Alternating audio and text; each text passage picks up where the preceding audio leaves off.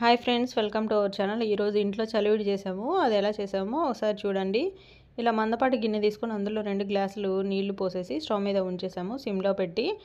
ఈలోగా ఈ బియ్యం పిండి ఒక 2 కిలోలు తీసుకున్నాము. 2 కిలోల బియ్యం పిండికి 1 కిలో పంచదార అయితే తీసుకున్నాము. ఈ నీళ్లు కొంచెం మరిగిన తర్వాత ఈ కిలో పంచదార ప్యాకెట్ని ఇందులో వేసేసి పంచదార మొత్తం గరిటె తీసుకొని కొంచెం ఈ వాటర్లో పంచదార కరిగేంత వరకు బాగా కలుపుకోవాలి. అలా కలుపుకొని స్టవ్ మీద అంతే ఉంచేద్దాము. ఎందుకంటే పాకం వచ్చేదానికి టైం పడుతుంది. ఈలోగా జీడిపప్పు తీసుకొని చిన్న చిన్న ముక్కల్లాగా కట్ చేసి పెట్టుకోవాలి. ఇక్కడ చూస్తున్నారు కదా, జీడిపప్పును మధ్యలోకి చిలికలాగా చేసి వాటిని సారి మధ్యలోకి ఎరగదీస్తే చిన్నవి అయిపోతాయి. తర్వాత పల్లీలు దోరగా వేయించుకొని వాటికి పొట్టు తీసి పెట్టుకోవాలి. ఇవి రెండు అయిపోయిన తర్వాత ఎండు కొబ్బరి తీసుకుందాము. ఎండు కొబ్బరి తీసుకుని దీన్ని చిన్న చిన్న ముక్కల్లాగా కట్ చేసి పెట్టుకోవాలి. ఆ తర్వాత ఒకసారి పాకం వచ్చిందో లేదో చెక్ చేసుకుందాము. పాకం వచ్చిందో లేదో చెక్ చేయడానికి ప్లేట్లో ఇలాగ వాటర్ తీసుకొని ఈ పంచదార జ్యూస్ని ఇందులో వేసి చేతితోటి ఇలా కనుక అయితే అంటే గట్టిగా అవుతుంది. ఇలా కాలేదు కాబట్టి పాకం పడినట్టు లెక్క. ఇప్పుడు స్టవ్ మీద ఇలాగా ఒక గిన్నె తీసుకొని అందులో నెయ్యి వేసి ఈ నెయ్యిని కరిగించుకుందాము. ఈ పాకం పడేలోపు మనం ఈ కొబ్బరి ఇంకా జీడిపప్పుని ఫ్రై చేసుకుందాము. ఈ నెయ్యి కొంచెం వేడైన తర్వాత ఇందులో కొబ్బరి ముక్కలు వేసేసి తొందరగా వేగిపోతాయి కొబ్బరి ముక్కలు. అవి కొంచెం ఎర్రగా అయిన తర్వాత స్టవ్ ఆఫ్ చేసుకొని జీడిపప్పు వేసుకోవాలి, లేకపోతే జీడిపప్పు మాడిపోతుంది. ఇలా జీడిపప్పు వేసుకొని బాగా కలుపుకొని వెంటనే స్టవ్ మీద నుంచి కింద పెట్టాక కూడా 2-3 సార్లు కలపాలి, లేకపోతే మాడిపోతాయి బాగా. తర్వాత యాలక్కాయలు తీసుకొని ఇలా బాగా మెత్తగా దంచుకోవాలి. ఇలా దంచినప్పుడు ఈ తొక్కలు అయితే మెదగట్లేదు కదా, అందుకని తొక్కలు మొత్తం సపరేట్ చేసేసి లోపల ఉన్న గింజల్ని బాగా మెత్తగా నూరుతున్నాము. ఇలా నూరిన తర్వాత ఇలా మెత్తగా వచ్చిన పౌడర్ని పక్కన పెట్టుకోవాలి. ఇప్పుడు మళ్ళీ ఒకసారి పాకం పడిందో లేదో చెక్ చేసుకోవాలి. ఇక్కడ చూడండి, ఇప్పుడు ఇందాకటి కన్నా కొంచెం గట్టి పడింది. ఇలా అన్నప్పుడు ఉండలాగా కనుక వస్తే మనకి సరిపోతుంది.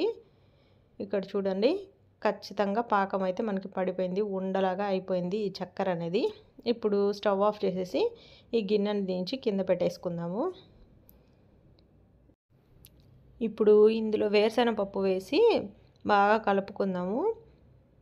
ఇవి వేసిన తర్వాత ఇందాక మనం ఫ్రై చేసి పెట్టుకున్నాం కదా కొబ్బరి ముక్కలు, జీడిపప్పు, అవి కూడా వేసేసి ఒకసారి బాగా కలిపేసుకోవాలి.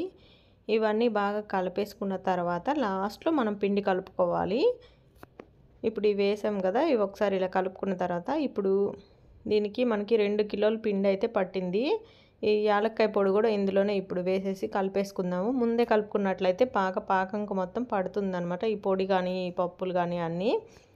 ఇప్పుడు ఇవన్నీ వేసిన తర్వాత ఫైనల్గా పిండి వేసేసి కొంచెం కొంచెంగా వేసి ఇలా బాగా ఉండ కట్టకుండా కలుపుకోవాలి. పిండి ఒక్కసారి ఎక్కువ వేసామంటే మనం తిప్పుకోలేకపోతే ఉండలు కట్టిపోతుంది. అలా ఉండ అయితే మనకి తినడానికైతే అస్సలు బాగోదు. అందుకని కొంచెం కొంచెం వేసి ఇది మనం తెడ్డుతోటి తిప్పుకోవాలి. ఈ తిప్పేది కూడా స్పీడ్గా తిప్పకపోతే ఉండగట్టిపోతుంది.